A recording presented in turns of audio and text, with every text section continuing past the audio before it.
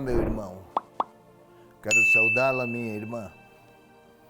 Como sempre, toda semana aqui estamos para a leitura orante da palavra. Desta vez é para o 18º domingo do tempo comum.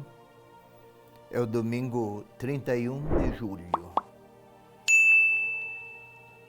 A palavra do Evangelho deste domingo é a de Lucas, capítulo 12, versículos 13 a 21. Como sempre, primeiro a leitura, depois a oração.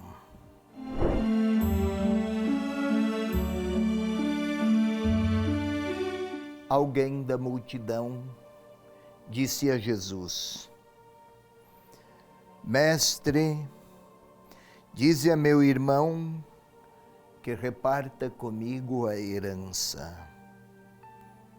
Ele respondeu: Homem, quem me estabeleceu juiz ou árbitro da vossa partilha? Depois lhes disse: Precavei-vos cuidadosamente de qualquer cupidez, pois mesmo na abundância a vida do homem não é assegurada por seus bens. E contou-lhes uma parábola. A terra de um homem rico produziu muito. Ele então refletia: que hei de fazer? Não tenho onde guardar a minha colheita. Depois pensou: eis o que farei. Demolirei os meus celeiros, construirei maiores, e lá recolherei todo o meu trigo e meus bens. E direi à minha alma: minha alma, tens uma quantidade de bens em reserva para muitos anos. Repousa, come, bebe, regala-te. Mas Deus lhe diz: insensato, nessa mesma noite ser-te-á reclamada a alma.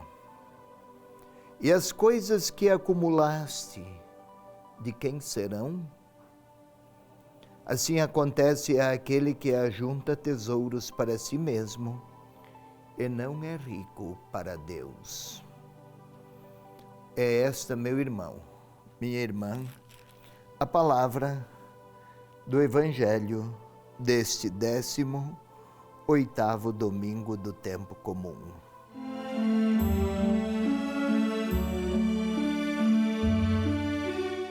Bem, meus caros, estamos aqui no capítulo 12 do Evangelho de Lucas, e este capítulo, quase na sua inteireza, devota-se à atitude recomendada de quem se abandona à providência, em contraste com aquela tensão humana por acumular. Vamos observar como começa. Alguém da multidão lhe disse: Mestre, dize a meu irmão que reparta comigo a herança. As questões de herança, com que frequência, quase sempre, aliás, são um grande problema familiar, foco de muitas tensões, de fortes conflitos e, às vezes, irreconciliáveis inimizades. É sempre voltada para o acúmulo. Mas vamos lá. Mestre, dize a meu irmão que reparta comigo a herança. Naquela época, o filho primogênito tinha direito a 2/3 da herança. O restante ficava com os outros filhos. Esses 2/3 eram para cuidar do pai, se o tivesse, das irmãs não casadas, além do que lhe cabia. E era frequente entre os rabinos serem convidados, chamados a arbitrar nessas questões. Imaginavam Jesus um rabino, até o chamam de mestre. Os evangelistas, ou melhor, os discípulos, o chamavam sempre de Senhor. Aqui, mestre. Não há uma relação interpessoal, há o reconhecimento público de que se trata de uma pessoa cuja liderança e respeitabilidade impõe-se pela própria sabedoria que irradia, da qual é fonte.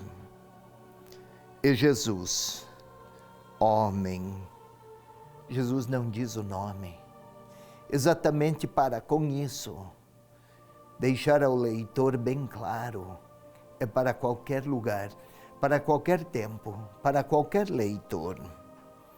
Homem, quem me estabeleceu juiz ou árbitro de vossa partilha? O Senhor não se põe, não se contrapõe ou não se impõe na definição de questões de herança, de bens, de patrimônios, mas aproveita a oportunidade da reivindicação para dar uma resposta para além do círculo estrito e estreito de quem participava de um debate circunstanciado. Precavei-vos cuidadosamente de qualquer cupidez. Precavei-vos cuidadosamente de qualquer afã, de qualquer ganância. E foi traduzido em grego por pleonexia, e o que significa? Parece bastar-se a si próprio, querer desfrutar para si próprio de todos os bens e colocar a inteireza de seus anseios de vida nos seus próprios bens. Pois mesmo na abundância, a vida de um homem não é assegurada por seus bens. Havia aquela imagem inconsciente de que quanto mais se pode dispor de bens, tanto mais se pode combater a morte. E ninguém tem força para estender um dia a mais de sua existência, mesmo que disponha dos mais conspícuos acúmulos. A vida do homem não é assegurada por seus bens. Está traduzido assim, assegurada. Mas no texto, literalmente como está escrito, a vida do homem não transborda a partir dos seus bens. Isto é, os bens não acrescentam nada ao que a vida é na sua realidade. É uma espécie de falsa segurança. Não cabe em cofres ou em números. Ainda não responde. E a vida humana não transborda a partir dos cifrões. Contou-lhes uma parábola o Senhor. Um homem rico produziu muito. Que hei de fazer? Observe aqui. Meu irmão, minha irmã, venha comigo atentamente. O que eu hei de fazer? Eu não tenho onde guardar a minha colheita que transborda. Depois pensou, eu o que farei? Eu demolirei os meus celeiros, eu construirei maiores, eu lá recolherei do meu trigo e dos meus bens. Eu direi à minha alma, eu. Só existe Ele. Não existem relacionamentos, não existem familiaridades, não existem experiências de comunhão.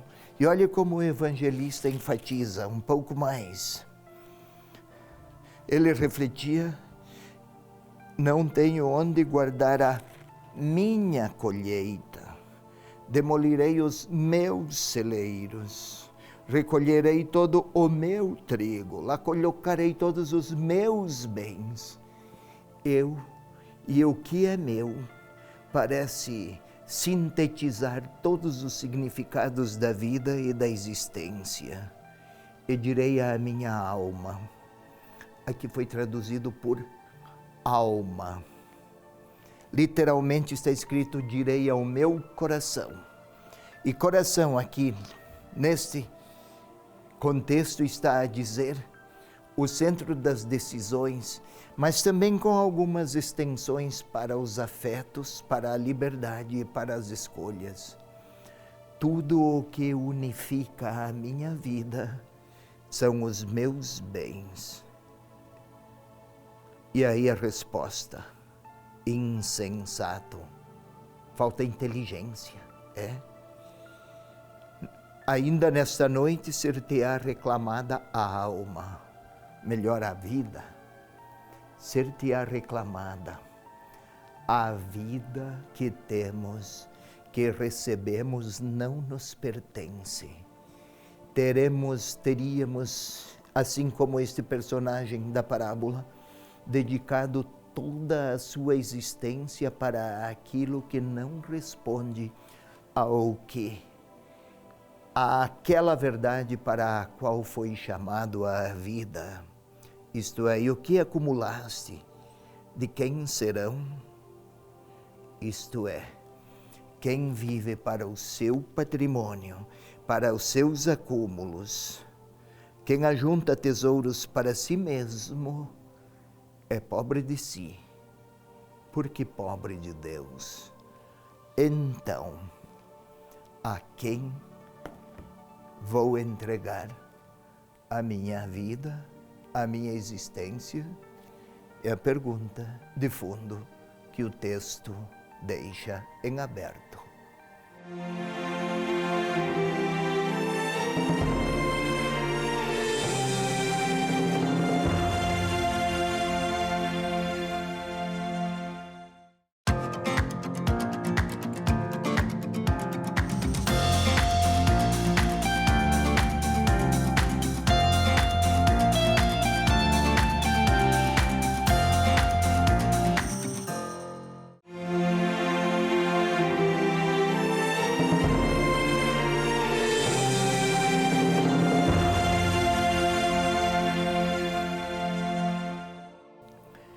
Vamos juntos agora, querido irmão, querida irmã, para a parte orante desse nosso programa.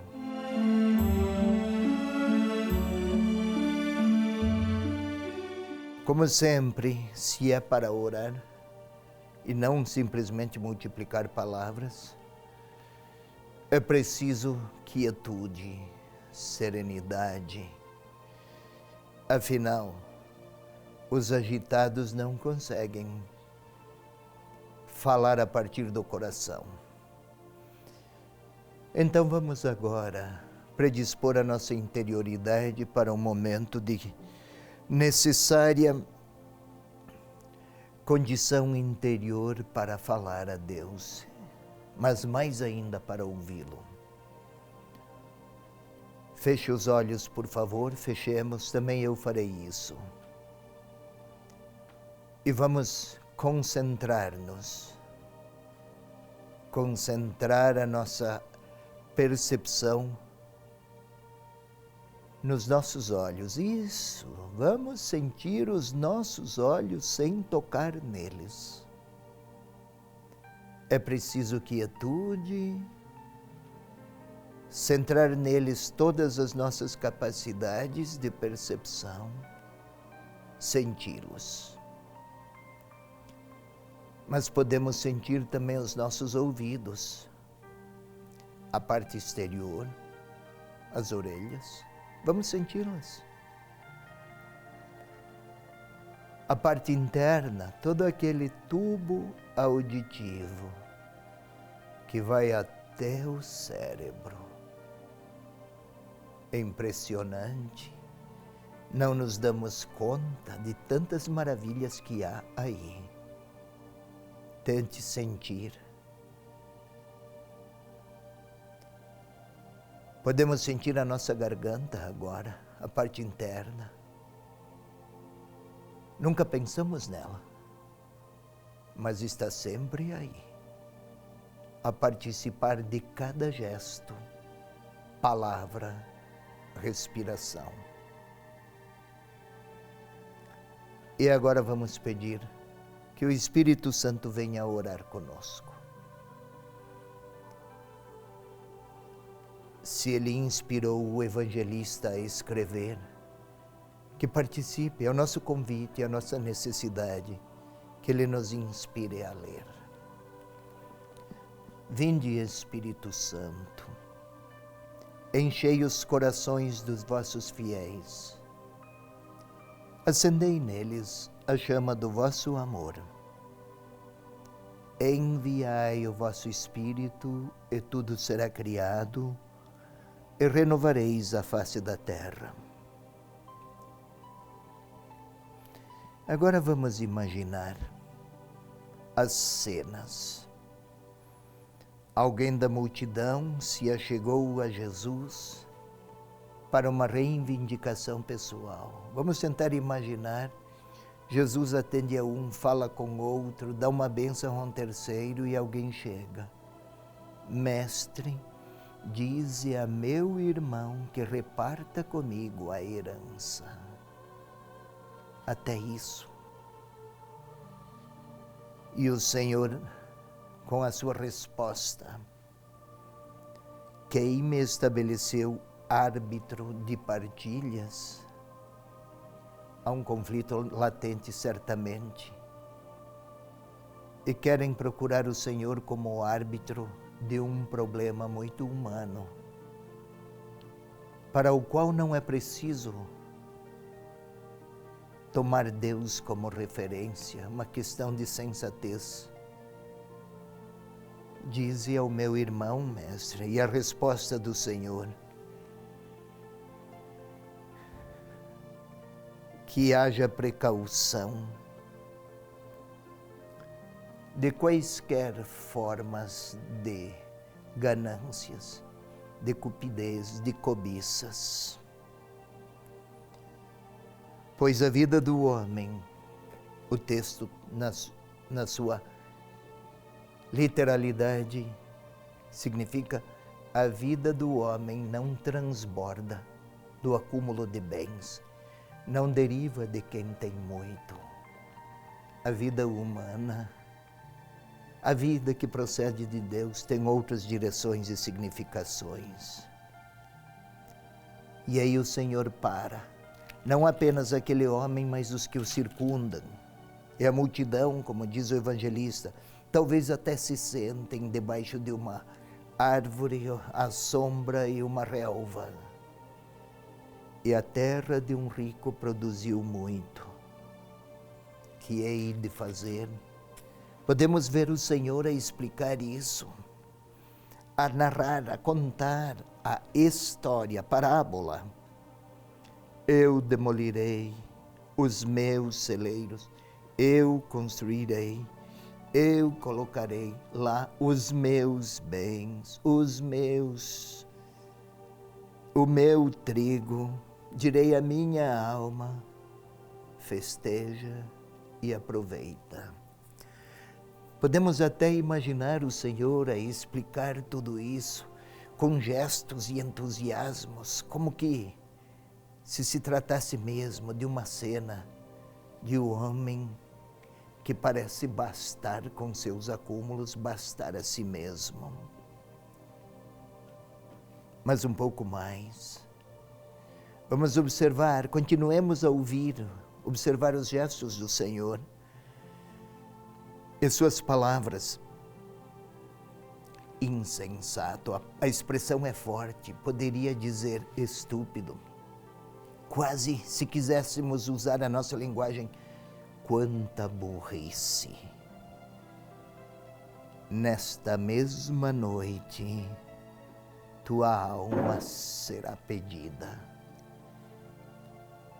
Nesta mesma noite, tua alma será pedida. Parece que o Senhor até para olhar aqueles todos que estão lá a participar daquele ensinamento. Assustados, quem sabe, tua vida, tua alma será pedida. Nas mentes de muitos deles, mas de quem é esta vida? Não pertence a mim? O Senhor parece que olha e quer repetir. A vida pertence ao seu autor e o autor da vida é Deus. Para quem a vives? Talvez o Senhor continue as perguntas e a dizer: estou lá eu também agora. Para quem vives? Para quê? Qual é o sentido? Tua capacidade de amar. Para quem a diriges? Tua capacidade e talentos. Qual é o bem que faz? Tua liderança, tua força interior, teus sucessos e conquistas, aqui ilustrados pela boa colheita, a quem ajudam?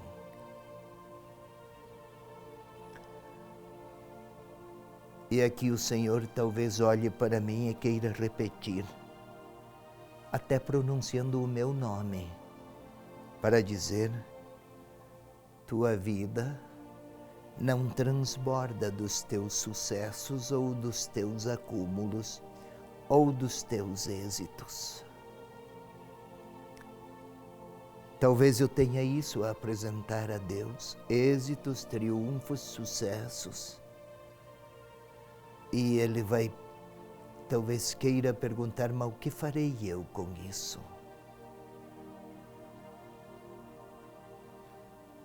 E quem sabe o Senhor quer dizer a mim a mesma parábola.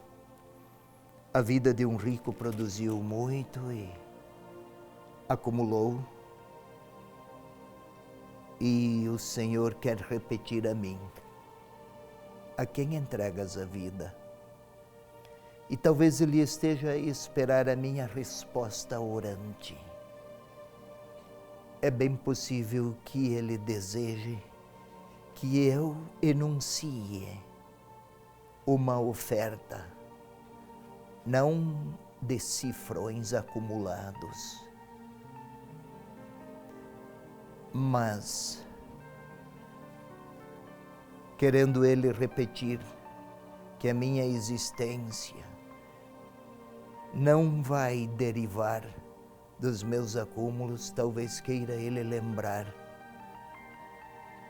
que todas as minhas realizações ainda não dizem e ainda não respondem onde é que eu vou passar a eternidade. E Ele me olha não porque quer me ameaçar com um futuro de condenação, mas talvez Ele queira de mim uma reflexão e uma resposta. Qual? No tempo que tenho para viver, nas capacidades das quais disponho, nas potências que trago comigo, a quem eu farei o bem e quanto bem farei com tudo o que já alcancei? Afinal, se eu guardar tudo para mim, tudo isso vai fugir de mim. Mas se eu oferecer a quem precisa, até eu vou me encontrar comigo e com o meu Senhor, que fez de sua vida um dom a cada um de nós. É hora de eu dar uma resposta ao Senhor que olha para mim que convida a fazer da minha vida uma graça e gratuidade de Deus aos outros. É hora do meu silêncio para lhe falar e lhe dar uma resposta. Por qual causa quero entregar a vida? Tem tantas, mas que sejam aquelas abençoadas pelo próprio Deus. É a hora da minha resposta.